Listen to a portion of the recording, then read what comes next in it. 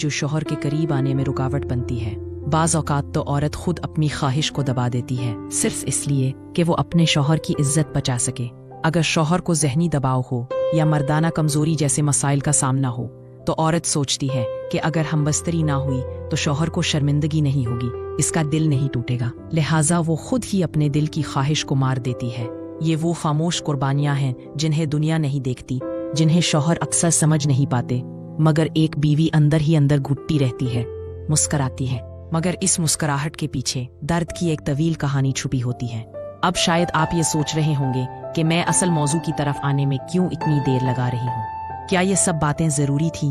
तो दोस्तों, जी हाँ, ये सब बातें इसलिए जरूरी थी क्योंकि अगर हम मसले की जड़ को ना समझें तो कभी भी दिल से इलाज नहीं हो सकता। अब मैं वो असल और अहम बात बताने जा रही हूँ जिसका आपको शिद्दत से इंतजार था।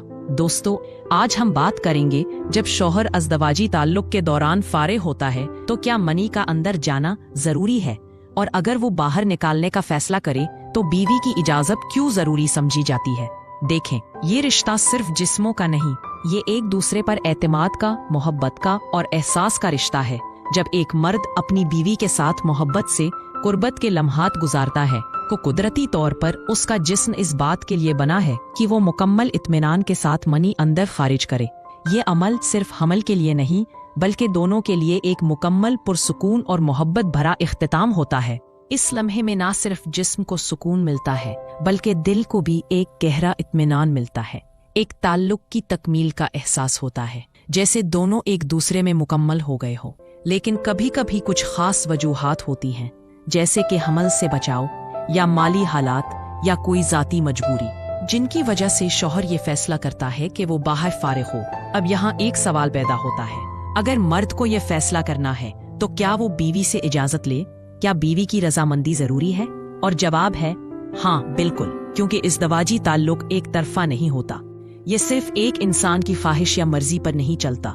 देखें दोस्तों, अगर शौहर बगैर बीवी के जज्बात समझे, बगैर उससे मशवरा किए अपनी मर्जी से फारिग होने के तरीके में तब्दीली कर ले तो ये अमल बज़ाहिर छोटा लगता है मगर बीवी के दिल पर गहरा असर छोड़ सकता है। वो सोचती है कि मेरे जज्बात की कोई अहमियत नहीं, क्या मेरे एहसासात को जानना जरूरी नहीं समझा गया, क्या मेरा वजूद सिर्फ जिस्मानी तस्कीन तक महदूद है? ये वो सवालात हैं जो औरत के दिल में जन्म लेते हैं, और यही वो मकाम होता है जहाँ रिश्ता जिस्म से निकलकर दिलों के फासले में बदलने लगता है। क्योंकि अज़दवाजी ताल्लुक सिर्फ एक अमल का नाम नहीं, ये दो दिलों के दरमियान की नरमी, मोहब्बत और एहतमाद का रिश्ता है। और जब बीवी को ये लगे कि उसके जज्बात को नजरअंदाज किया जा रहा है तो वो खामोश तो रह जाती है मगर दिल से दूर होने लगती है। अगर कोई फैसला, खास तौर पर ऐसा फैसला जो दोनों की जिस्मानी और जज्बाती कैफियत से जुड़ा हो, सिर्फ एक फरीक की मर्जी से थोप दिया जाए तो वो ताल्लुक में दरार डाल देता है। अब आखिर में एक खास बात, मेरी अगली वीडियो बहुत खास होने वाली है। वो तमाम दोस्त जो अब तक गैर शादीशुदा हैं और दिल में ये सवाल रखते हैं कि हम अपनी ख्वाहिशात का क्या करें, हम कहाँ जाएं, तो उनके लिए मैं बहुत मोहब्बत से, इंतहाई साफ गोई के साथ बात करने वाली हूँ।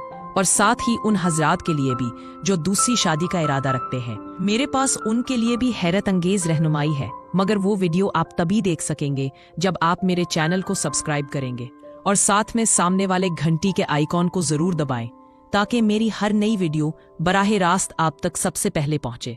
तो अभी सब्सक्राइब करें क्योंकि आपकी जिंदगी की अगली रहनुमाई मेरे अगले लफ्ज में छुपी हुई है।